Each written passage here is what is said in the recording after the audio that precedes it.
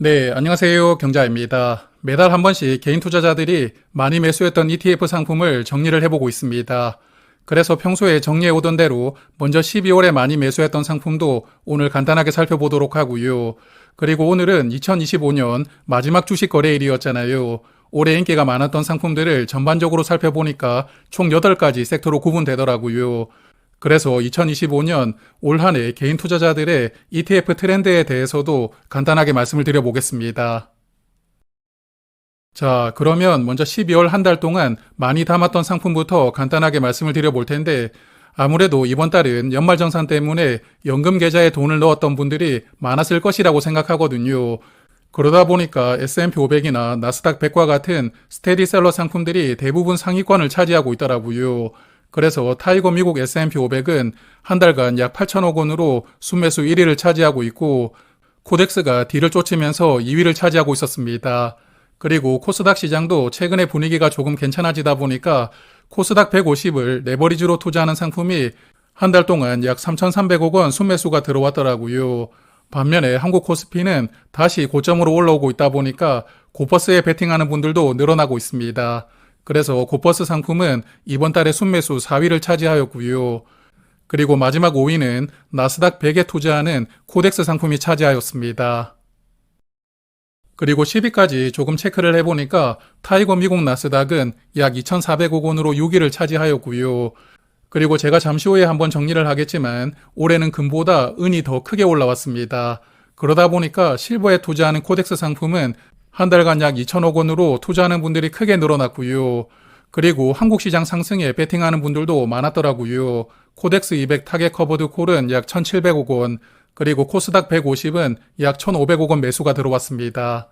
그리고 마지막 10위는 제가 신뢰하면서 투자하는 상품 바로 코미커가 차지하였는데요. 한 달 동안 약 1,500억 원 매수가 들어왔으니까 여전히 담고 계시는 분들은 점점 늘어나는 추세라고 생각합니다. 자, 그리고 이번에는 많이 매도했던 종목들도 5위까지만 조금 살펴볼 텐데 1위와 2위는 코스피 200을 추종하는 상품이더라고요. 코덱스 레버리지가 약 5,800억 원, 코덱스 200이 약 2,400억 원 순매도가 나왔는데 코스피 200이 다시 올라오다 보니까 익절하셨던 분들도 많았던 것 같습니다. 그리고 반도체 종목들은 흐름이 여전히 좋다 보니까 코덱스 AI 반도체도 약 580억 원 매도가 나왔고요. 그리고 파킹형 상품인 라이즈 머니 마켓 액티브도 한 달간 약 440억 원 매도가 나왔는데 12월에 주식시장이 좋았다 보니까 파킹형 상품에서 돈을 좀 빼가지고 주식으로 옮겨간 분들도 어느 정도는 계시지 않았나 생각되고요.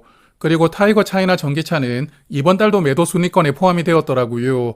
거의 올해 내내 매도 순위권에서 본 것 같은데 아직도 매도하실 분들이 많이 남아있는지는 모르겠지만 여하튼 한 달 동안 430억 원 매도가 나왔고 이번 달에 개인 투자자들이 많이 매도했던 종목 5위에 랭크가 되었습니다.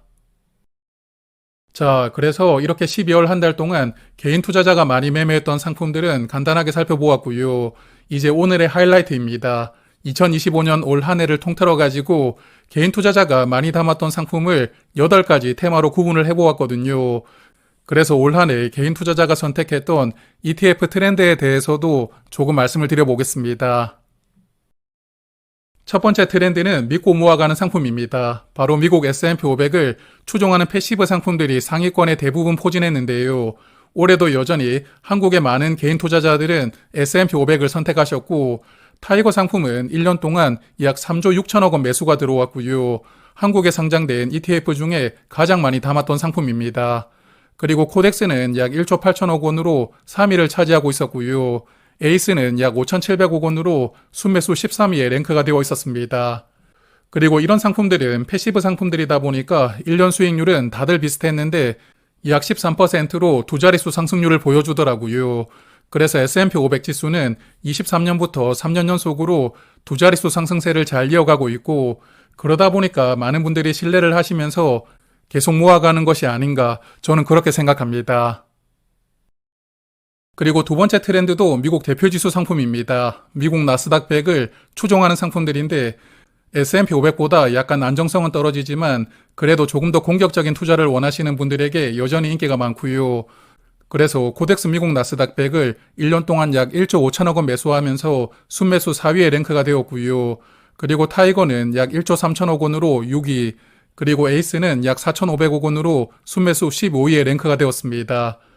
그리고 이 종목들도 미국 나스닥 100 지수를 패시브로 추종하기 때문에 수익률은 거의 차이가 없었고요. 최근 1년 동안 약 15% 정도 상승하고 있으니까 S&P 500 지수보다는 조금 더 수익률이 좋았습니다. 자, 그래서 미국 대표 지수 상품들도 많은 분들이 투자를 하고 계시지만 올해는 또 한국이 역대급 상승세를 보여주었던 한 해였거든요. 그러다 보니 한국 시장에 투자하는 분들도 상당히 많았습니다. 특히 코스피 200은 최근 1년 동안 약 93% 상승하면서 그동안에 다른 나라들에 대비해가지고 올라가지 못했던 것을 한 번에 따라잡았다고 생각하고요. 키를 맞추었다고 생각하는데 그래서 코덱스 200은 약 1조 4천억 원으로 순매수 5위에 랭크가 되었고 타이거 200은 약 6천억 원을 매수하셨더라고요. 그래서 올해는 한국 시장에 투자하는 분들도 정말 많았던 한 해였다고 생각합니다. 자, 그래서 한국 시장, 특히 코스피는 역대급 상승을 보여주었고 그러다 보니까 이제는 내려오겠지 생각하는 분들도 많았던 것 같은데요. 사실 그동안에 코스피가 조금 적당히 올라오면 또 적당히 빠지는 박스권 안에 갇혀 있다 보니까 이제는 내려갈 것이다 이렇게 생각하는 분들도 저는 충분히 이해가 되기는 합니다. 그래서 코스피 200 하락을 레버리지로 베팅하는 고버스 상품은 한 해 동안 거의 2조 원 넘게 매수를 하셨고요. 올해 두 번째로 많이 매수했던 상품이고 그리고 한 배짜리 인버스 상품도 약 4,400억 원 매수를 하셨더라고요. 그래서 하락에 베팅하는 분들도 정말 많았던 한 해였지만 그래도 올해는 연말까지 코스피가 계속 좋은 모습을 보여주었으니까요. 아마 올해 매수하셨던 분들은 중간중간 대부분 손절로 대응하지 않았을까 생각합니다. 그리고 다섯 번째 트렌드는 커버드 콜입니다. 작년부터 투자하는 종목들의 상승분을 따라갈 수가 있는 2세대 커버드 콜이 대거 출시가 되었고요. 그러다 보니까 커버드 콜 중에서도 올해 큰 수익을 보여준 종목들이 많았거든요. 그래서 코스피 200을 추종하는 코덱스 커버드 콜은 올해 약 1조 3천억 원 정도로 매수하신 분들이 정말 많았고 올 한 해 동안 약 69% 수익이 나왔는데 물론 오리지널과 비교하면 수익률이 조금 저조하긴 하거든요. 그래도 한 해 동안 이 정도 수익률을 보여준 종목도 거의 없기 때문에 올해 투자하시는 분들에게는 큰 선물이었다고 생각합니다. 그리고 코덱스 미국 배당 커버드 콜도 약 7,300억 원 매수가 들어왔으니까 미국에 투자하는 커버드 콜 중에서는 가장 인기가 많았습니다.